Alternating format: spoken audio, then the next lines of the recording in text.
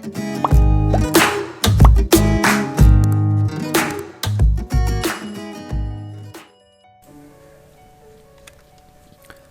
Friends, fun time ലേണിങ്ങിൻ്റെ മറ്റൊരു അധ്യായത്തിലേക്ക് എല്ലാവർക്കും സ്വാഗതം.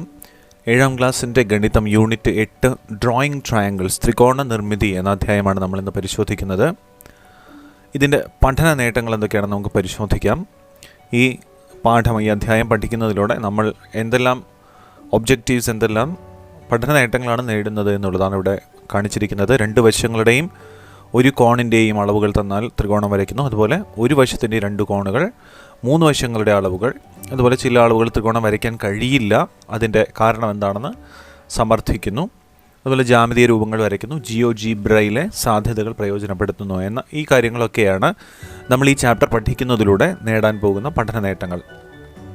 ചതുരത്ര ത്രികോണങ്ങൾ എന്ന ഈ ഭാഗത്തിലേക്ക് സ്വാഗതം. മട്ടം ഉപയോഗിച്ച് ചതുരം വരച്ചത് നമുക്ക് ഓർമ്മയുണ്ട്. നമ്മൾ 5ാം ക്ലാസ് മുതൽ ചെയ്തു വരുന്നതാണ്. AB 5 സെൻറ്റിമീറ്റർ, BC 4 സെൻറ്റിമീറ്റർ ആയ ABCD എന്ന ചതുരമാണ് ഞാനിവിടെ വരച്ചിരിക്കുന്നത്. ഇതിൻ്റെ എതിർമൂലകളെ യോജിപ്പിച്ചാൽ എന്താണ് സംഭവിക്കുക? ഉദാഹരണത്തിന് എയും സിയും യോജിപ്പിക്കുക. എയിൽ നിന്ന് സിയിലേക്ക് ഒരു വിലങ്ങനെ അല്ലെങ്കിൽ വികർണേന ഒരു വര വരച്ചാൽ 2 മട്ടത്രികോണങ്ങൾ നമുക്ക് കിട്ടിയിട്ടുണ്ട്. 2 മട്ടത്രികോണങ്ങൾ ACD എന്നോ ADC എന്നോ വിളിക്കുന്ന ഒരു മട്ടത്രികോണം. മറ്റു പേരുകളിലും അതിനെ നമുക്ക് വിളിക്കാവുന്നതാണ്. മറ്റൊരു മുകളിലെ മട്ടത്രികോണത്തെ നമുക്ക് ABC അല്ലെങ്കിൽ ACB എന്ന് വിളിക്കാം, അല്ലെങ്കിൽ CAB എന്നോ ഏത് പേരുകൾ വേണമെങ്കിലും നമുക്ക് അവിടെ ഉപയോഗിക്കാവുന്നതാണ്. ഇതിൻ്റെ ലംബവശങ്ങളുടെ നീളം എത്രയാണ്? ലംബവശങ്ങൾ AB എന്ന വര ശ്രദ്ധിക്കുക, അതുപോലെ തന്നെ BC എന്ന വര ശ്രദ്ധിക്കുക. ഇത് ലംബവശങ്ങളാണ്. 5, 4. ADയും CDയും അതും 5, 4 തന്നെയാണ് ഉണ്ടായിരിക്കുക. ഇനി ലംബവശങ്ങൾ 6 സെൻറ്റിമീറ്ററും 8 സെൻറ്റിമീറ്ററുമായ ഒരു മട്ടത്രികോണം വരയ്ക്കാം. നമ്മൾ നേരത്തെ ചതുരമാണ് വരച്ചത്. ചതുരത്തെ മുറിച്ചുകൊണ്ടാണ് ത്രികോണത്തെ നമ്മൾ ഉണ്ടാക്കാൻ ശ്രമിച്ചത്. നമുക്ക് ഇതിന് പകരം നമ്മൾ നേരിട്ട് ത്രികോണം വരയ്ക്കുകയാണ്. ചതുരം വരയ്ക്കുന്ന ആ ഒരു സ്റ്റെപ്പ് ഒഴിവാക്കിക്കൊണ്ട് നമുക്ക് നേരിട്ട് ത്രികോണം വരയ്ക്കാൻ ശ്രമിക്കുകയാണ് നമ്മളിവിടെ ചെയ്യുന്നത്. ആദ്യമായിട്ട് 2 ലംബം വരകൾ നമ്മൾ വരയ്ക്കുന്നു. ഇതിൻ്റെ അളവുകൾ പ്രത്യേകം ഇത്ര സെൻറ്റിമീറ്റർ ആയിരിക്കണമെന്നൊന്നും നിർബന്ധമില്ല. നമ്മളിവിടെ 6 സെൻറ്റിമീറ്റർ 8 സെൻറ്റിമീറ്റർ ആയതുകൊണ്ട് നമുക്ക് ആ അളവിൽ നമ്മളിവിടെ വരയ്ക്കുമെന്ന് മാത്രം. നമുക്ക് എയിൽ നിന്നും 6 സെൻറ്റിമീറ്റർ അകലെ ഒരു വരയിൽ ബിയും 8 സെൻറ്റിമീറ്റർ അകലെ മറ്റൊരു വരയിൽ സിയും അടയാളപ്പെടുത്തുക. ഇവിടെ എയിൽ നിന്ന് 6 സെൻറ്റിമീറ്റർ അകലെ ഞാനൊരു ബി എന്ന ബിന്ദു അടയാളപ്പെടുത്തുന്നു. ആ വരയ്ക്ക് നീളം കൂടുതലാണെങ്കിലേ ഇത്തരത്തിൽ 6 സെൻറ്റിമീറ്റർ എന്നുള്ള ബിന്ദു അടയാളപ്പെടുത്തേണ്ട കാര്യമുള്ളൂ. നിങ്ങൾ 6 സെൻറ്റിമീറ്ററിലാണ് വരച്ചിരിക്കുന്നതെങ്കിൽ ആ രീതിയിൽ തന്നെ നമുക്ക് തുടരാവുന്നതാണ്. ബിന്ദു അടയാളപ്പെടുത്തേണ്ട കാര്യമില്ല. ഇവിടെ നമുക്ക് 8 സെൻറ്റിമീറ്റർ അകലെ എയിൽ നിന്നും സി എന്ന ബിന്ദു അടയാളപ്പെടുത്തുന്നു. BC എന്ന ബിന്ദുക്കൾ അടയാളപ്പെടുത്തുന്നു. BC എന്ന ബിന്ദുക്കൾ ഒരിക്കൽ കൂടി നിങ്ങൾ നോക്കുക. എന്താണ് ഇവിടെ ചെയ്തതെന്ന് ഒരിക്കൽ കൂടി ഞാൻ ആവർത്തിക്കുന്നു. എയിൽ നിന്ന് 6 സെൻറ്റിമീറ്റർ അകലെ ഒരു വരയിൽ ബിയും അതുപോലെ 8 സെൻറ്റിമീറ്റർ അകലെ ഒരു വരയിൽ സിയും അടയാളപ്പെടുത്തിയിരിക്കുന്നു. ഇനി ബിയും സിയും യോജിപ്പിക്കുക. അപ്പോൾ നമുക്ക് ആവശ്യമായിട്ടുള്ള അളവിൽ ഉള്ള ഒരു ത്രികോണം നമുക്ക് കിട്ടിയിട്ടുണ്ട്. ഒരു മട്ട ത്രികോണമാണ് ഈ അവസരത്തിൽ, ഈ സന്ദർഭത്തിൽ നമുക്ക് ഉണ്ടാക്കാൻ കഴിഞ്ഞത് എന്നത് ശ്രദ്ധിക്കുക.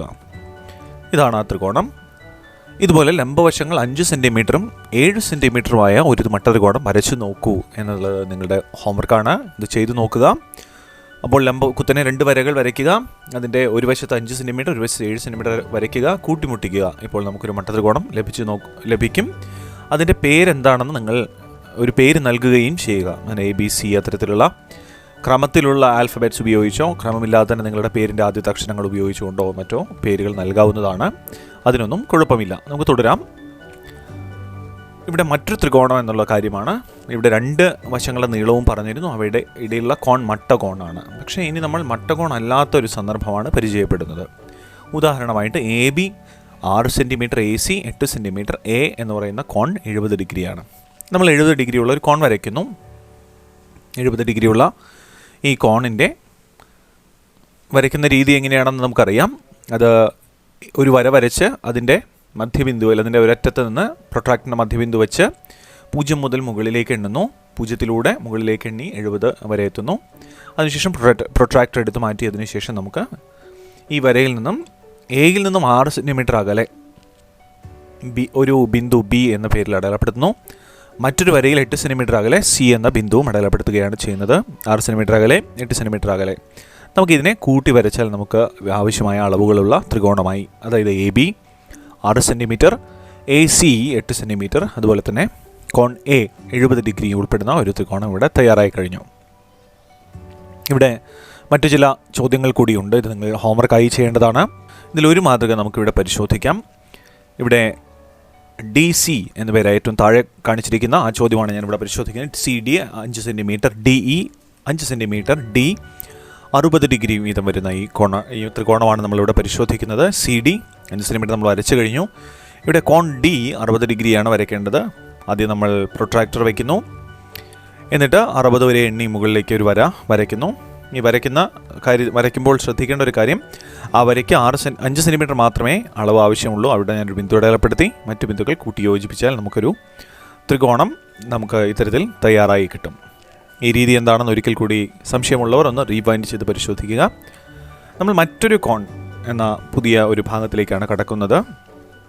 രണ്ട് വശങ്ങളുടെ നീളവും അവയ്ക്കിടയിലുള്ള കോണിൻ്റെ അളവും ഉപയോഗിച്ചാണ് നമ്മൾ ഇതുവരെ ത്രികോണങ്ങൾ വരച്ചത്. മറ്റൊരു കോണിൻ്റെ അളവ് അറിഞ്ഞാലും ത്രികോണം വരയ്ക്കാൻ കഴിയും. ഉദാഹരണത്തിന് XY 5, YZ 3, X 30 ഡിഗ്രി തന്നാൽ XYZ വരയ്ക്കാമോ എന്നാണ് ചോദ്യം. ഇവിടെ ഒരു ഏകദേശ രൂപം കിട്ടുന്നതിന് വേണ്ടി നമ്മളൊരു ത്രികോണം വരയ്ക്കുന്നു എന്ന് മാത്രം. ആ ത്രികോണത്തിൻ്റെ പേര് ഇതുപോലെ XYZ എന്ന് നമ്മൾ അടയാളപ്പെടുത്തിയിട്ടുണ്ട്. XYZ എന്ന കാര്യങ്ങൾ അടയാളപ്പെടുത്തിയതിനു ശേഷം നമുക്കിവിടെ അറിയാം XY എന്നുള്ളത് 5 സെൻറ്റിമീറ്റർ ആണ്. അത് നമ്മൾ ഇതുപോലെ അടയാളപ്പെടുത്തുന്നു. ഞാൻ ഒരിക്കൽ കൂടി നിങ്ങൾ ഓർമ്മപ്പെടുത്തുന്നു, ഇതൊരു ഏകദേശ രൂപമാണ്. അതിനെ നമ്മൾ റഫ് ഫിഗർ എന്നാണ് വിളിക്കുന്നത്. ഒരു റഫ് ഫിഗർ വരയ്ക്കുന്നു. നമുക്ക് മറ്റൊരു കാര്യം കൂടി അറിയാം. എന്താണത്? YZ എന്നത് 3 സെൻറ്റിമീറ്റർ ആണ്. ഒരു കാര്യം കൂടി അറിയാം നമുക്കതെന്താണ്? കോൺ X എന്നത് 30 ഡിഗ്രി ആണെന്നും കൂടി അറിയാം. അപ്പോൾ ഈ ഏകദേശ രൂപത്തിൻ്റെ അടിസ്ഥാനത്തിലായിരിക്കും നമ്മൾ ശരിയായ ത്രികോണം വരയ്ക്കാൻ ഉദ്ദേശിക്കുന്നത്. അപ്പോൾ നമുക്ക് തുടങ്ങാം. XY 5 സെൻറ്റിമീറ്റർ വരച്ചുകൊണ്ട് നമുക്കിത് ആരംഭിക്കാം. X എന്ന് പേര് കൊടുക്കുന്നു, Y എന്ന് പേര് കൊടുക്കുന്നു, 5 സെൻറ്റിമീറ്റർ. ഇനി അടുത്ത സ്റ്റെപ്പ് എന്തായിരിക്കും? അത് നമുക്ക് കോൺ X 30 ഡിഗ്രി വരയ്ക്കുക എന്നുള്ളതാണ് നമുക്ക് അടുത്തതായി നമ്മൾ അവലംബിക്കാൻ പോകുന്ന സ്റ്റെപ്പ്. അപ്പോൾ നിങ്ങൾ ഈ വീഡിയോ കാണുന്ന സമയത്ത് നിങ്ങൾ പ്രൊട്രാക്ടർ തയ്യാറാക്കി വെച്ചുകൊണ്ട് ഇതിനെ ഇതുപോലെ വരയ്ക്കാൻ ശ്രമിക്കുക. കൃത്യം 30 ഡിഗ്രി ഇതുപോലെ വരയ്ക്കുന്നു. 30 ഡിഗ്രിയിലൂടെ മുകളിലേക്ക് വരയ്ക്കുന്നു. കോമ്പസ് പ്രൊട്രാക്ടർ നമ്മൾ എടുത്തു മാറ്റുക. തുടർന്ന് നമ്മൾ Z-ൻ്റെ സ്ഥാനം കണ്ടുപിടിക്കാനാണ് ഉദ്ദേശിക്കുന്നത്. നമുക്കറിയാം Yയിൽ നിന്നും 3 സെൻറ്റിമീറ്റർ അകലെയാണ് ഈ Z എന്ന ബിന്ദു ഉള്ളത്. അത് മുകളിലത്തെ വരയിലായിരിക്കണം. അത് XZ എന്ന നീളം കൂടിയ വരയിലേക്ക് ആയിരിക്കുകയും വേണം. അപ്പോൾ നമ്മൾ Yയിൽ നിന്നും 3 സെൻറ്റിമീറ്റർ അകലെയുള്ള എല്ലാ ബിന്ദുക്കളും Y കേന്ദ്രമായി 3 സെൻറ്റിമീറ്റർ ആരമുള്ള ഒരു വൃത്തത്തിലായിരിക്കും നമ്മൾ ഈ വൃത്തം വരയ്ക്കുകയാണ്. അത് Yയിൽ കോമ്പസിനെ മുന്നേ കുത്തിക്കൊണ്ട് ഒരു വൃത്തം ഇതുപോലെ വരയ്ക്കുകയാണ് ചെയ്യുന്നത്.